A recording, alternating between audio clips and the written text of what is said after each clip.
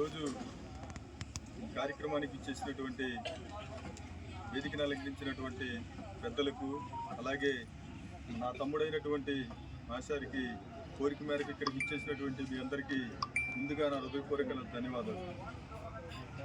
ఇంతకుముందు సార్ చెప్పినట్టు ఏదైనా మనం ఒక సక్సెస్ రేట్లోకి వెళ్ళాలంటే మనకు గోల్ అనేది ఉండాలి.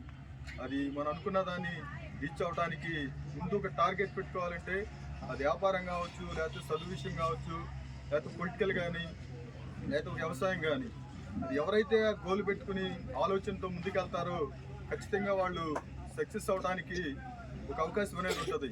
ఒక ఆలోచన లేకుండా అనేది మనం ఒక పని చేయడం అనేది అది ఆచరణ లేని విషయంలో శూన్యంగానే మిగిలిపోతుంది. కాబట్టి అంటే ఎవరైనా సరే మనం ఒక పని చేయాలనుకున్నప్పుడు ఖచ్చితంగా మనం ముందు చూపుతో వెళ్ళాలి. అలాగే ఈరోజు తమ్ముడు ప్లాట్లు వేసిన విషయంలో ఒక ప్లాట్ కొనుక్కోవాలంటే ఇంతకుముందు సార్ అన్నట్టు దానికి డాక్యుమెంట్ ఉందా, లేకపోతే డ్రైనేజ్ వ్యవస్థ కానీ వాటర్ సదుపాయం ఉందా లేదో చూసుకుని ఆ ప్లాట్ కొనుక్కోవడం జరిగితే ఖచ్చితంగా భూమి మీద పెట్టినటువంటి రూపాయి ఎక్కడికి పోదు. అలాగే మన వ్యవసాయం చేసేటప్పుడు కూడా మన తాతలు, మన పెద్దోళ్ళు చెబుతూ ఉంటారు, భూమి నమ్ముకున్న వాళ్ళు ఎవడు చెడిపోడరా ఈ రోజుల్లో అని అంటారు. ఖచ్చితంగా అది వాస్తవం అన్నమాట. అలాగే భూమి విలువ అనేది ప్రతి ఒక్కరు కూడా గమనించి మనం చేయబోయే విషయంలో ఖచ్చితంగా మనం ముందుకెళ్ళటానికి అది ఒక ఆచరణలో ఒక భాగం అవుతుంది.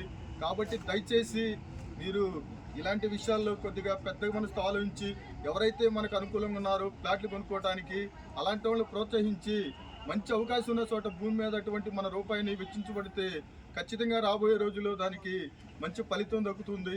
కాబట్టి మీ అందరూ సహకారంతో ఎవరైనా ఇలాంటి ప్లాట్ కొనుక్కోవాలని ఆసక్తి ఉన్న వాళ్ళని ముందుకు తీసుకొచ్చి వాళ్ళని ఎంకరేజ్ చేసి అలాంటి చోటకి తీసుకొచ్చి తమ్ముడికి సపోర్ట్గా నిలబడతారని ఆశిస్తూ ఈ అవకాశం ఇచ్చినటువంటి మా తమ్ముడికి, వేదిక రాలించిన పెద్దలకు, ఇక్కడ ఉన్నటువంటి మీ అందరికీ ధన్యవాదాలు తెలుపుకుంటూ సెలవు తీసుకుంటున్నాను.